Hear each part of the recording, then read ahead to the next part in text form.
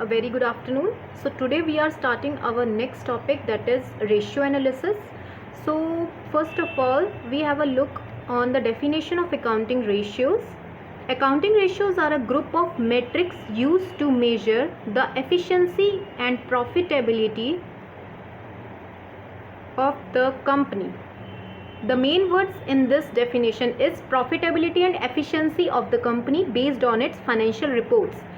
And accounting ratios are used by the company to make improvements or monitor progress, as well as investors to determine their best investment options.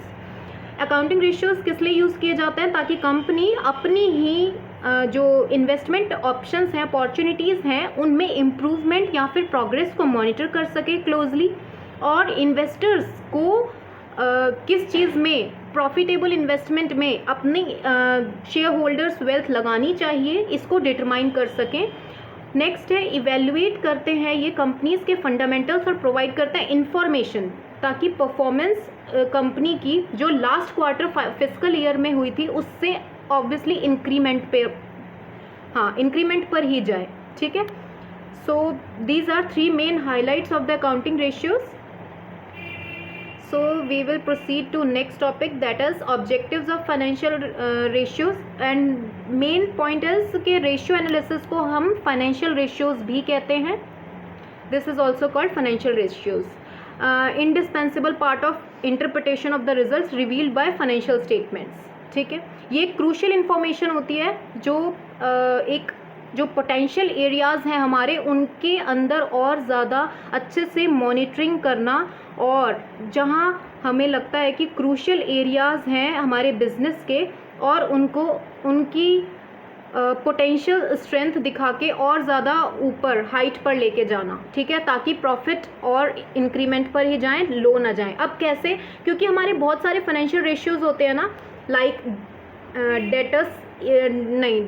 Debt equity ratio, DE, इसको हम ऐसे denote करते हैं, debt equity ratio, asset turnover ratio. ठीक है. और बाकी gross profit ratio, operating profit ratio, operating expenses ratio, और हम सारे आज डिटेल में पढ़ेंगे.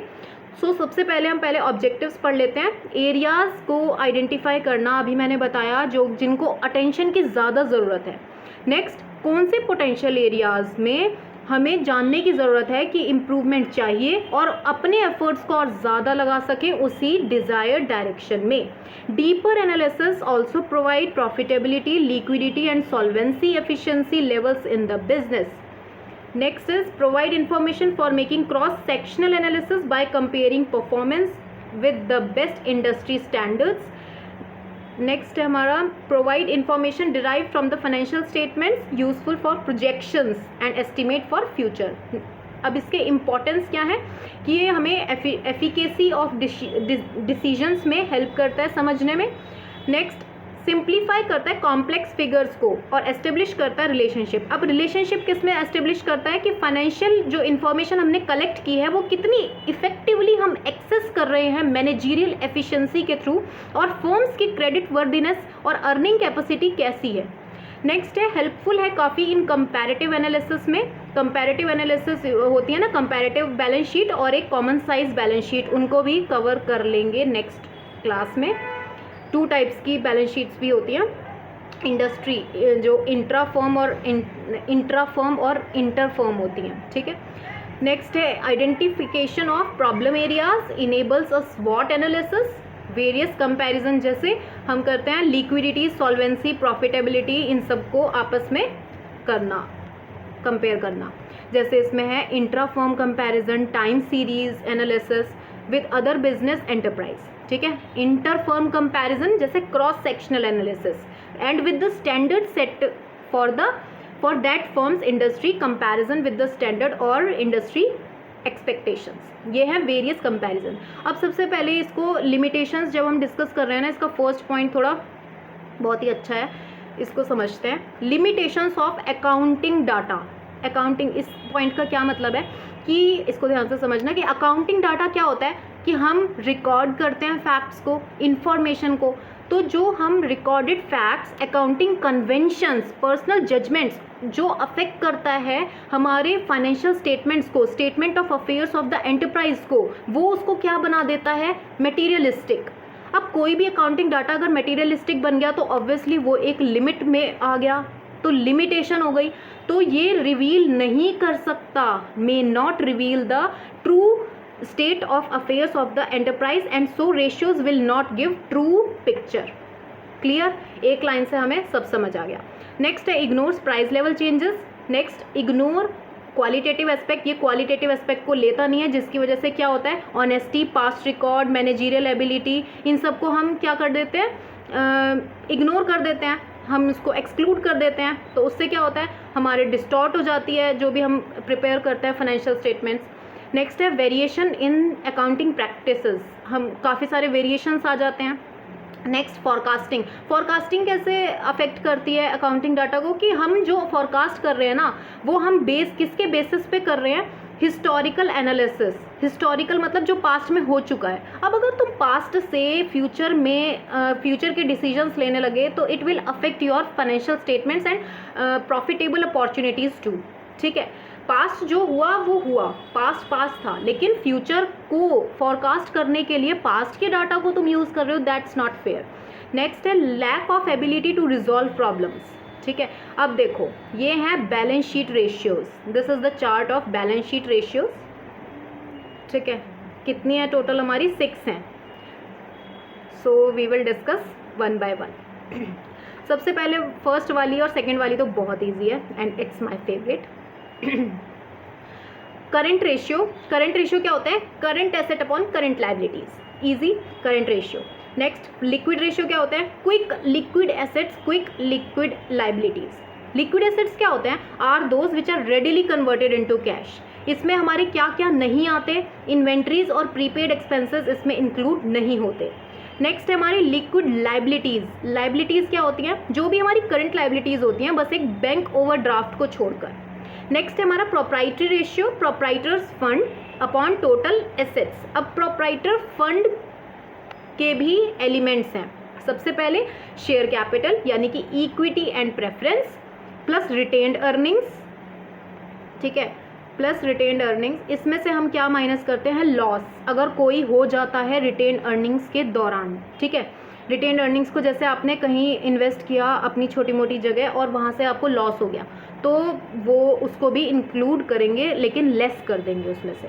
अब माइनस कर देंगे फिक्टिशियस एसेट्स। ठीक है, टोटल एसेट्स क्या होते हैं, तो टोटल एसेट्स होते हैं fixed asset plus current assets minus fictitious assets. Next है हमारा stock working capital ratio, closing stock upon working capital. Working capital क्या होते हैं, current asset minus current liabilities. Working capital हमेशा हमने पढ़ा है, जो कंपनी को अपनी ऑपरेटिंग साइकिल को ऑपरेट करने के लिए वर्किंग कैपिटल की नीड होती है, raw material, inventory, warehousing, फिर उसका ट्रांसपोर्टेशन, असेंबलिंग, पैकेजिंग, ये सब वर्किंग कैपिटल, जब तक कि वो कैश में कन्वर्ट ना हो जाए, उसकी सेल ना हो जाए। ठीक है, नेक्स्ट है capital gearing ratio, fixed asset and dividend bearing funds upon में equity share holders fund. Equity share holders fund क्या होता है, equity share capital plus retained earnings, उसमें से लॉस को फिर माइनस कर दो और फिक्टिशियस एसेट को भी माइनस कर दो। तो ये भी हमारा इक्विटी शेयर होल्डर्स फंड का सेम फॉर्मूला है जो हमारा प्रोप्राइटर फंड का था। ठीक है, अब देखो एक प्रॉब्लम के साथ हम, जो प्रॉब्लम क्वेश्चन है उसके साथ हम अपना सॉल्व करेंगे, सारी रेशियोज़ को निकालने की प्रैक्टिस करेंगे। ठीक है, एक है हमारा debt equity ratio, long term debt upon proprietors fund. ठीक, तो अब हमें लायबिलिटीज साइड दी हुई है और एसेट साइड दी हुई है। सबसे पहले हमें निकालना है करंट रेशियो कैसे निकालते हैं। ठीक है, तो करंट रेशियो कैसे निकालेंगे, इन्वेंट्री जो हमें क्वेश्चन में दिया है, डेटर्स, कैश बैलेंस जो हमें एसेट साइड पे गिवन है ना, डेटर्स, इन्वेंट्री, कैश बैलेंस, सारे शॉर्ट टर्म वाले ऐड कर देंगे, लायबिलिटीज़ में सन्ड्री क्रेडिटर्स डाल देंगे और अपॉन में निकालेंगे तो क्या आएगा 6.5:1, यानी कि करंट एसेट्स हमारे हाई लेवल पर हैं कंपैरिजन टू करंट लायबिलिटीज़, जबकि इसकी आइडियल रेशियो क्या होती है, आइडियल रेशियो होती है इसकी 2:1, लेकिन लिक्विड रेशियो की इसकी आइडियल रेशियो क्या होती है 1:1। ठीक है, नेक्स्ट है हमारा लिक्विड रेशियो। लिक्विड रेशियो कैसे निकालेंगे? जब हम डेटर्स लेंगे और कैश बैलेंस लेंगे, लेकिन इसमें अगर इन्वेंट्री है तो वो नहीं लेंगे, इन्वेंट्री और प्रीपेड एक्सपेंसेस इसमें हम नहीं इंक्लूड करेंगे, ठीक है। ऐसे सिमिलरली सन्ड्री क्रेडिटर्स हमारे लिक्विड लाइबिलिटीज हो गई। प्रोप्राइटर्स रेशियो है हमारा proprietor fund upon total assets. Proprietor fund का हम ऊपर अपना फॉर्मूला देख चुके हैं। शेयर कैपिटल, रिटेन्ड अर्निंग, अगर कोई लॉस है उसको माइनस कर दो, minus fictitious assets. Total asset में हमारा आ गया फिक्स्ड एसेट, करंट एसेट और minus fictitious asset. Stock working capital ratio, closing stock upon working capital. Stock working capital ratio में है, वर्किंग कैपिटल क्या होता है? Current asset minus current liability, तो वो हम निकाल ही लेंगे क्योंकि हमें working capital as it is नहीं गिवन ना, तो करंट एसेट गिवन है, करंट लाइबिलिटी हमने ऊपर निकाल लिया है, करंट एसेट और लाइबिलिटी, तो इसलिए इसको माइनस करके हम अपनी वर्किंग कैपिटल निकाल लेंगे और इसका फॉर्मूला हमें गिवन है closing stock upon working capital. Capital gearing ratio क्या है? Fixed interest and dividend bearing funds upon में इक्विटी शेयर होल्डर्स फंड। तो fixed interest and dividends bearing funds क्या होता है? प्रेफरेंस शेयर्स होल्डर्स, जो प्रेफरेंस शेयर होल्डर सबसे पहले हम डिस्कस कर लेते हैं क्या होता है। इक्विटी शेयर होल्डर्स से तो इनकी जो अपॉर्चुनिटी या फिर प्रेफरेंस होती है वो ऑब्वियसली हम कहें तो थोड़ी लो होती है। क्यों? क्योंकि इनके पास वोटिंग राइट तो होते नहीं है, ठीक है, वोट ये दे नहीं सकते। लेकिन हाँ, इनको अगर लॉस भी हो तो ये अगर डिविडेंड के लिए बोलेंगे कि हमें डिविडेंड चाहिए तो इनको डिविडेंड डेफिनेटली मिलेगा, ठीक है। डिविडेंड पे टिक कर देते हैं, डिविडेंड मिलेगा, ठीक है। इनको कोई भी एनुअल जनरल मीटिंग या फिर कोई भी directors meeting, board of director meeting, इनको मीटिंग्स अटेंड करने का कोई अपॉर्चुनिटी नहीं है, कोई भी अथॉरिटी नहीं है। इनको कोई भी books of statements, books of accounts देखने की कोई भी अथॉरिटी नहीं है, ठीक है। ये विज़िट कर सकते हैं ऑफिस में, कोई दिक्कत नहीं है, कंपनी में आ सकते हैं, लेकिन ये अपने प्रेफरेंस से, हाँ ओके, लेकिन ये अपने प्रेफरेंस इनकी इतनी ही होती है कि ये डिविडेंड और अपने इंटरेस्ट, अगर ये चाहते हैं कि इंटरेस्ट, लेकिन इनको इंटरेस्ट मिलेगा नहीं क्योंकि डेट, जो डेट होते हैं लॉन्ग टर्म डेट, उनको इंटरेस्ट मिलता है, ठीक है। तो प्रेफरेंस शेयर होल्डर्स बात समझ आ गई। प्रेफरेंस होते हैं लेकिन इक्विटी से थोड़े कम होते हैं, प्लस सिक्योर्ड लोन। नेक्स्ट है equity share holder fund, equity shares plus general reserve. 5 lakh upon में 6 lakh, 0.83:1। Debt equity ratio, long term ratio upon proprietors fund. ये सेकंड क्वेश्चन सिमिलर दिया हुआ है, लेकिन 12% प्रेफरेंस शेयर कैपिटल दिया हुआ है, 16% डिबेंचर दिया हुआ है। ये इसमें कुछ चेंजेस हैं। तो इसमें कौन कौन सी रेशियोज में इसमें फ़र्क पड़ेगा? एक तो प्रोप्राइटरी रेशियो और डेट इक्विटी रेशियो। चलो सॉल्व करते हैं। Proprietary ratio, debt equity ratio.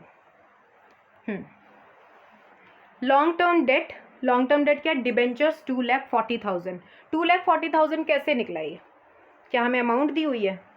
Amount तो दी हुई है 2,40,000, लेकिन कई बार क्या होता है हमें 16% डिबेंचर गिवन होते हैं और ऑल ओवर जो अमाउंट होती है कि 1000 डिबेंचर इशू किए हैं एट 100 ईच, तो हमें क्या करना होता है उसमें मल्टीप्लाई करके उसके इंटरेस्ट को, अगर वो बोलें कि इंटरेस्ट भी इस फॉर्मूले में यूज़ करो तो इंटरेस्ट भी हमें उस फॉर्मूले में यूज़ करना पड़ता है, ठीक है।